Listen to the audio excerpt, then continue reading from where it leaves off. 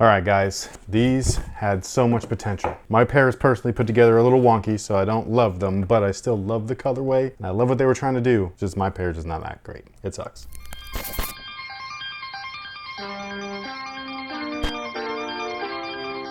Hey, what's good, guys? My name's Chris. Welcome back to the official WearTesters.com YouTube channel. Today we got a detailed look and review on another pair of ones. Just another day at the office. And this, my friends, is the Air Jordan 1 High OG in the Stealth colorway. Brand new colorway for the shoe, which I think is great. I've been really anticipating this particular colorway myself because I personally love the Shadows, the Shadow 2.0s. And now these guys right here, they are missing the black portions on the back collar. So they're kind of like the Heritage style or the Travis Scott fragment and all that stuff, but not, which I think is interesting. Also, most people don't love this color blocking, which I think is weird because I think they look really great. It's like a home version of the black based shoes. So for the Heritage ones, for example, you take the black and reds, the classics, the breads, if you will, the band ones, and you just change all the black stuff to white.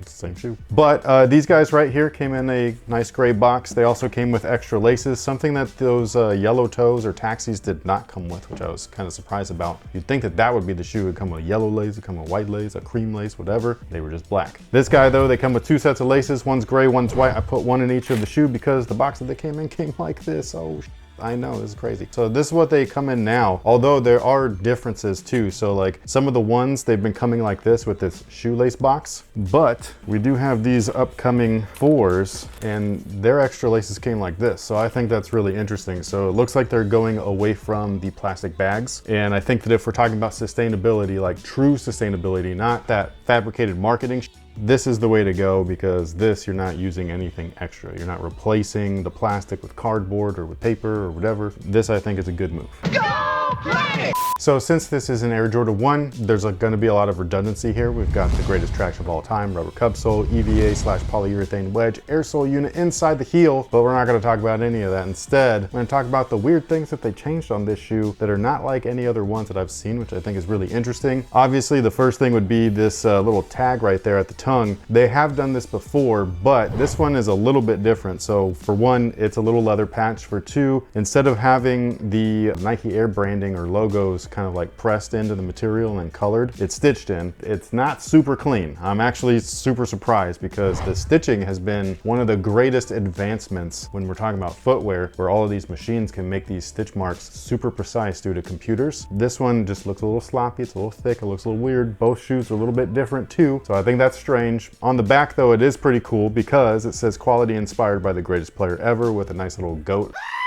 So I like that. I just don't love the execution. On top of that, like, can you see mine's like crinkled up? Oh yeah. It's a little weird. So I think that the idea and the thought was great. It's just my personal pair, the execution's not that great. Also, one of the other really weird things, this is probably the weirdest part about the shoe, and I did not notice this until just now, like right before we press record. The liner is like microfiber suede. I don't even know if they have done that before. I don't recall that being a thing in an Air Jordan 1 yet. So this might be the first time that they've done that. I have two thoughts on that. One, wow, that's cool. Like that's like a really like dope touch right there. Second thought, my cankle's gonna be f***ing sweaty, man. I hope that it absorbs, but not shows. I would have thought that this would have made a debut on a 1 low and not on a 1 high. I concur. So those are the couple of things that I think is really interesting about this shoe. The materials themselves are super soft, super nice on top of that. It's the same kind of stuff. So like if we're talking about the yellow toes, which a lot of people are trying to compare to the Shatter backboards, yes, I am aware that the Shatter backboards uses a nice leather for Jordan brand's sake. But when we're talking about like nice leather, like real nice leather, the only Jordan 1 that has ever done that outside of the original and the 95 Retro is actually the Air Jordan 1 Band. The one that went straight to outlets because they actually put the date wrong on the inside. I had a pair of those. The entire shoe was made up of premium leather. So if we're gonna be having an Air Jordan 1 colorway and having it be called like, I don't know what you would call it, but like, you know, like have it be like the benchmark for like all leather, at least all leather featured on Air Jordan 1s from here on out, it should not be the Shatter Backboard 1. It should be the actual premium Jordan 1, which was the Bands. That's just my thoughts though. Now, something that I don't like about the shoe, obviously, would be the craftsmanship or the overall construction. Mine's just a little bit weird. My right shoe right here, the sole is a little warped. So like,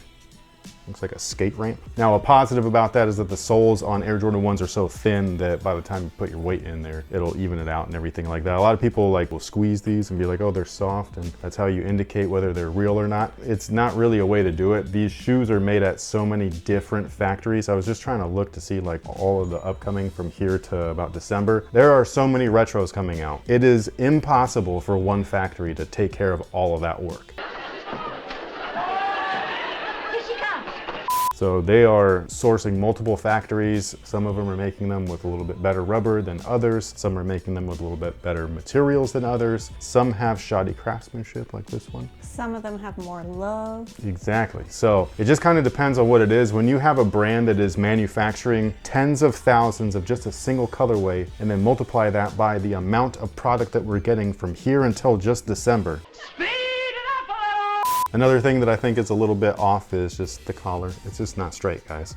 It's just not. It's fine because it's soft and all that stuff, but it's not fantastic. It's not like those Vibri Make Lab ones. I think that shoe has changed my perspective entirely. It's always nice to get new information when you're into anything, and when you get new information that changes your mind or your perspective or your opinion, I mean, that's just one of those shoes. Like, I got that shoe and I was like, this is possible. It is no longer impossible. One guy did it. I don't know why this multi-billion-dollar brand can't, but I mean, I guess we could just keep asking until they do it right. Now again, the materials are really nice. Something to note though is that it's really noticeable on the gray portions of the shoe, but the polyurethane coat feels like it's almost separating. So like it's just really soft. It's more noticeable on the right shoe than the left shoe. The Wings logo I don't love. I do think that it should be black or white or something. It's just weird seeing it kind of muted like that, but I love the Wings logo, so I think that's why it doesn't really like scream out to me, especially when the other branding is clearly there. Why is it not there? I think it needs to be white. Now the insole is the same type of insoles that we've been seeing on all of these new releases. They're also inside those fours, the women's fours, the purple ones. It seems like that all the Jordans are going with this insole now. So I'm not gonna say definitively that this is replacing the blue one, but it looks like that.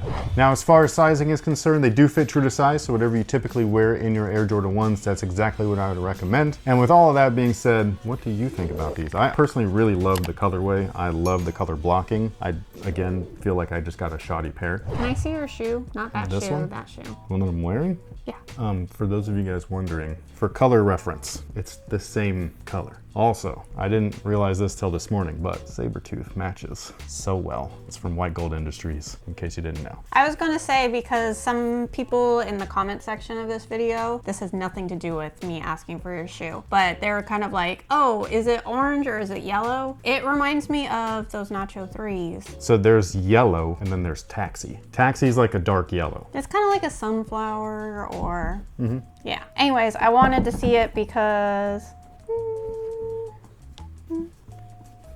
well, no, it's just these are she's legit checking. These are really soft, and I know. Everybody was annoyingly asking if these were the shattered backboard. Not you guys. Levels. Not you guys annoyingly. It's fun. It's funny as. So if you guys were with us like all day or like on a regular basis. If you guys hung out with us. Exactly. So like outside of this area or this studio, every friend that I have that is into shoes, every time it got by like the third or fourth one, I was like, come on.